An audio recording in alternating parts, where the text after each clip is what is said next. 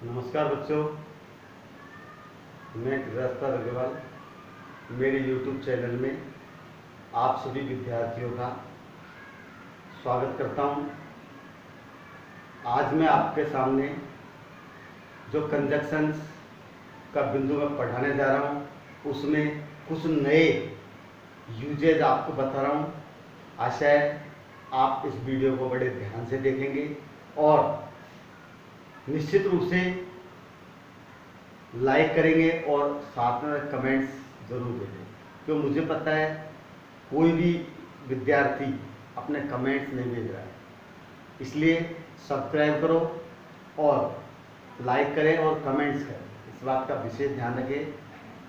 तो सब्सक्राइब करने के बाद ही आपको सारे वीडियो मिल पाएंगे। अब हम मुख्य बिंदु पर आते हैं।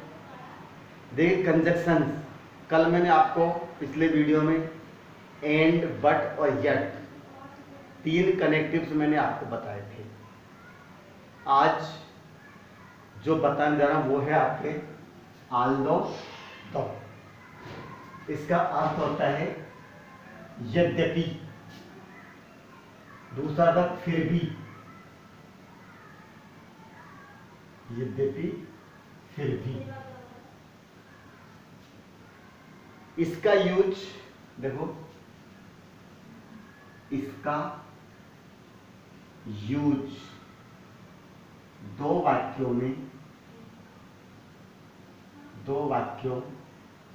में विरोधाभास प्रकट करता है। सबसे बात ये विशेष है, विरोधाभास प्रकट करता है। कल मैंने बताया था विरोधाभास क्या होता है, स्थिति के विपरीत परिणाम। ध्यान रहे, स्थिति के विपरीत क्या है, परिणाम। यानी व्यक्ति अथवा वस्तु की स्थिति कुछ अलग है लेकिन उसका रिजल्ट क्या निकल रहा है उसके अनुरूप नहीं होता है, वही कॉन्ट्रास्ट होता है। अब देखिए, जैसे मैं यहां पर वाक्य लिख रहा हूं, My father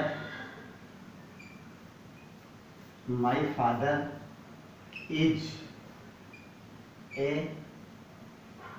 rich man.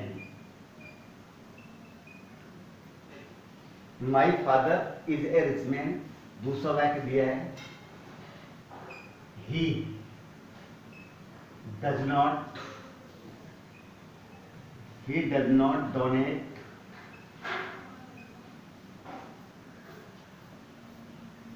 not donate money in charity। देखिए, दो वाक्य लिखे, My father is a rich man, he does not donate money in charity।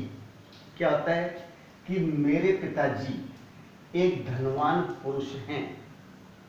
क्या है इसमें, मेरे पिताजी एक धनवान पुरुष हैं। He does not donate money in charity। वह दान में कोई भी पैसा दान नहीं देते। चैरिटी होता है एक दान, ट्रस्ट जिसको कहते हैं। अब हम यहाँ पर आल दो या दो का यूज करते हैं। पहले मैं आपके सामने ये स्पष्ट करना चाहता हूं कि ये दोनों शब्द जो दिए आल दो और दो, डिफरेंस नहीं है, सेम है। हम आज दो भी लिख सकते हैं और दो भी हम लिख सकते हैं, कोई फर्क नहीं है। परीक्षा में कोई शब्द आपको दिया जा सकता है। तो देखिए, आल दो या दो जिसका भी यूज करेंगे उसका यूज हमेशा सिचुएशन से पहले होता है। यानी जिस खंड के अंदर व्यक्ति अथवा वस्तु की सिचुएशन बताइए उस भाग से पहले हम कनेक्टिव का यूज करेंगे। और अगर कनेक्टिव का यूज प्रारंभ में होता है तो दोनों वाक्यों के मध्य में फुल स्टॉप जो लग रहा है इसको कॉमा में बदलते हैं और सेकंड सेंटेंस का प्रथम अक्षर कैपिटल दे रखा है उसको हम क्या करते हैं, स्मॉल में चेंज कर देते हैं। देखिए यहां पर व्यक्ति की स्थिति बता रखी है पहले वाक्य में, तो हम शुरू में यूज करेंगे, हम कर देंगे आल्दो, फिर लिखेंगे my father is a rich man. अब यहां पर शुरू में यूज हुआ है तो ये फुल स्टॉप जो कोमा में चेंज हो जाएगा, एच स्मॉल हो गया, he does not help, he does not donate आएगा, he does not donate money in charity, he does not donate money in charity। समझ में आया होगा। यद्यपि मेरे पिता बहुत धनवान व्यक्ति है, लेकिन अर्थ शब्द नहीं है, अर्थ स्वतः बोलता है, he does not donate money in charity, charity में कोई भी पैसा दान नहीं करते। अगर व्यक्ति अथवा वस्तु की स्थिति सेकंड सेंटेंस में होती है तो इस कनेक्टिव का यूज दोनों वाक्यों के बीच में हो जाता है, ध्यान रखना। जैसे अगला वाक्य मैं बताने जा रहा हूं आपको, ये आपके समझ में आया होगा, कॉपी में जरूर उतारें। अब अगला वाक्य है, देखिए,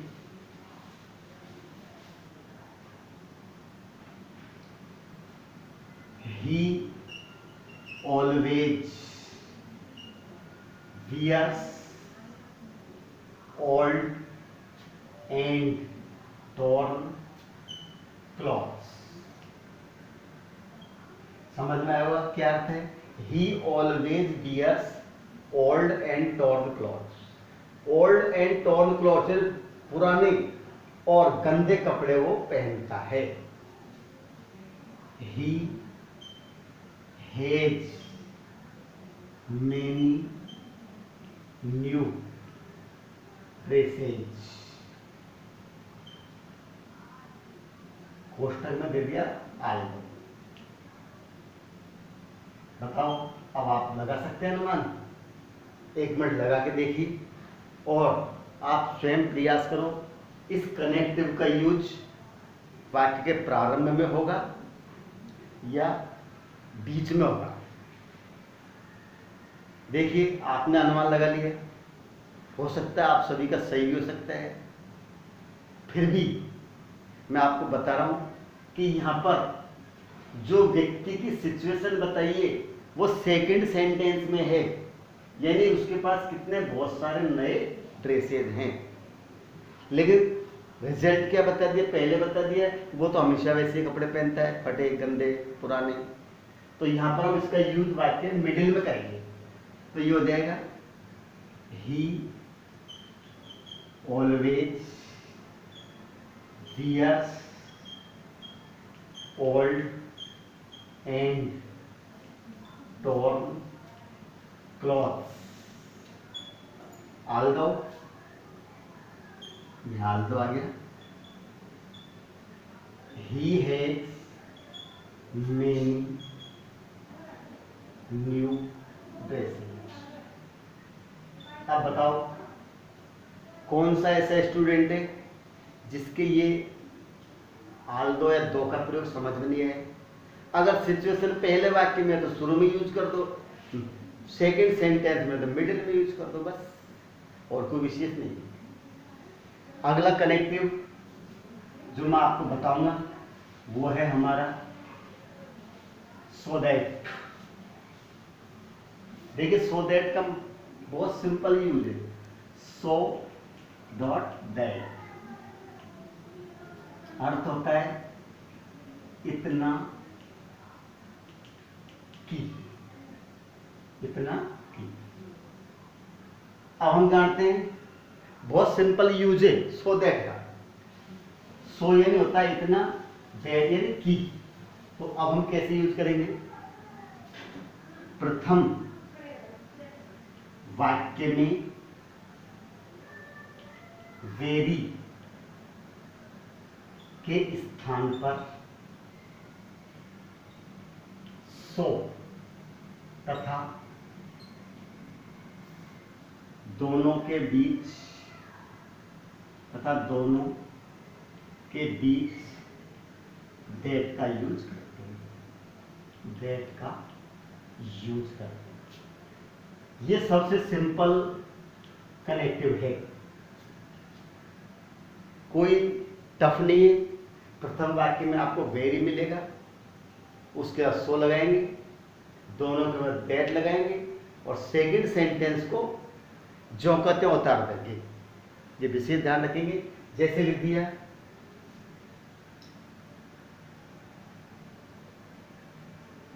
this question is very easy, this question is very easy, I can solve it. This question is very easy. I can solve it. क्या होगा? वेरी दे रखा है, वेरी के बाद में आपको क्या दे रखा है? एडजेक्टिव। क्या दे रखा है? एडजेक्टिव। और वेरी क्या हो गया? एडवर्ब। इजी है लेकिन कितना? बहुत इजी है, इसलिए इसका हो जाएगा this question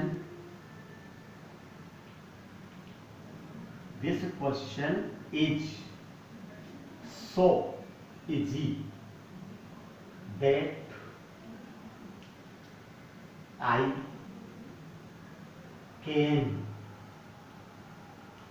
can solve it। बस वेरी के स्थान पर सो, दोनों के बीच में तय, और कुछ नहीं है इसके अंदर।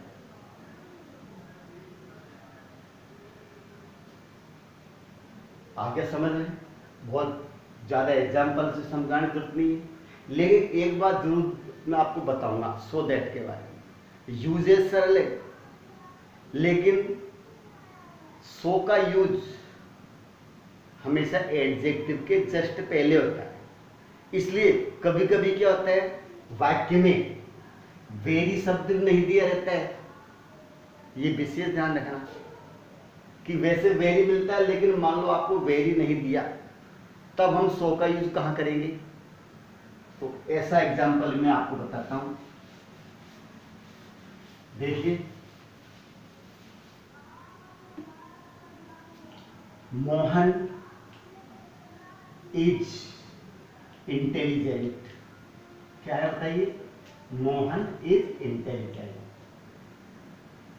He can answer any question.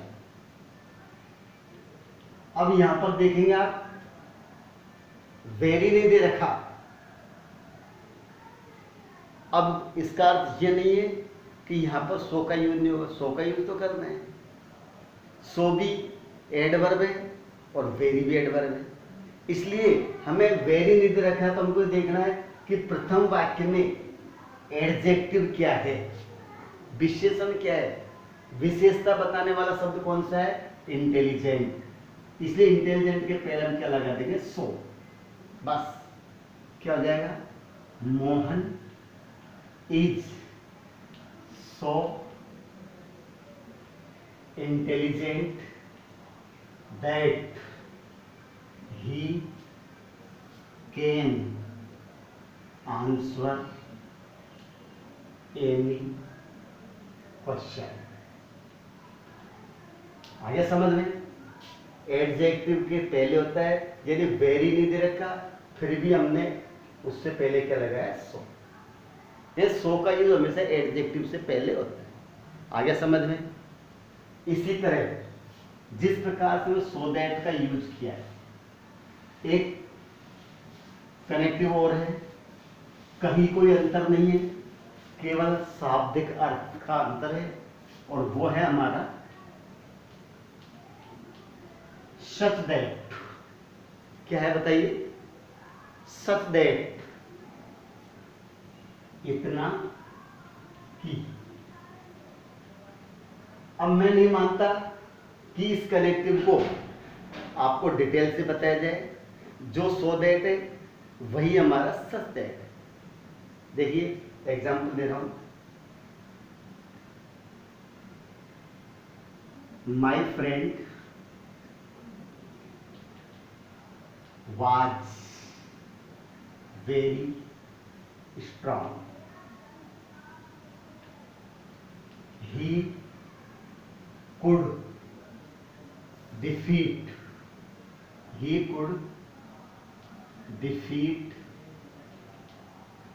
in a match.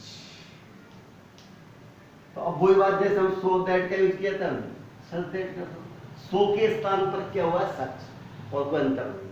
तो देखिए my friend was so strong, my friend was so strong that he could defeat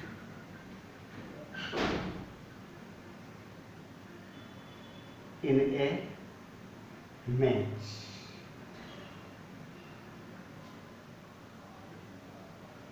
अब यहां पर देखिए हमने लिया he could defeat in A match, वह एक मैच में हरा सकता है। किसको हरा सकता है, ये बात तो सेंटेंस जिक्र हुआ ही नहीं, तो इसमें हम लिख सकते हैं मी, क्या लिख सकते हैं, ऑब्जेक्ट, किसी को किसे हरा सकता है, मुझे, तो यहां पर मी हो गया, इसलिए हमने क्या लिख दिया मी। जरूर है ऑब्जेक्ट, किसे हरा सकता है, मुझे, एनी पर्सन, किसी व्यक्ति को हरा सकता है। इस प्रकार से ऑल्दो, दो, सो दैट, सच दैट के लीजिए। अगला जो कनेक्टिव बहुत इंपॉर्टेंट है और परीक्षा में सबसे ज्यादा आता भी है, उस कनेक्टिव का नाम है to to. Use so that के समान होता है, लेकिन उसके यूज में थोड़ी सी कठिनाई है, कठिनाई मतलब रूल्स ज्यादा है। तो उस कनेक्टिव को मैं आपको अगले वीडियो में विस्तार से बताऊंगा। देखिए वो कनेक्टिव अपना क्या है, टू टू। अर्थ क्या होता है, इतना डॉट की एक शब्द जुड़ा नहीं, बस टू टू में नहीं और जुड़ गया, यानी इसमें सेकंड सेंटेंस क्या होता है, नेगेटिव होता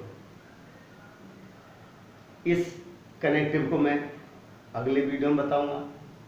मेरा विषय समाप्त करने से पहले फिर आप सभी विद्यार्थियों से अनुरोध करता हूं कि जिन्होंने इस वीडियो अभी तक सब्सक्राइब नहीं किया है वो सब्सक्राइब अवश्य करें। धन्यवाद।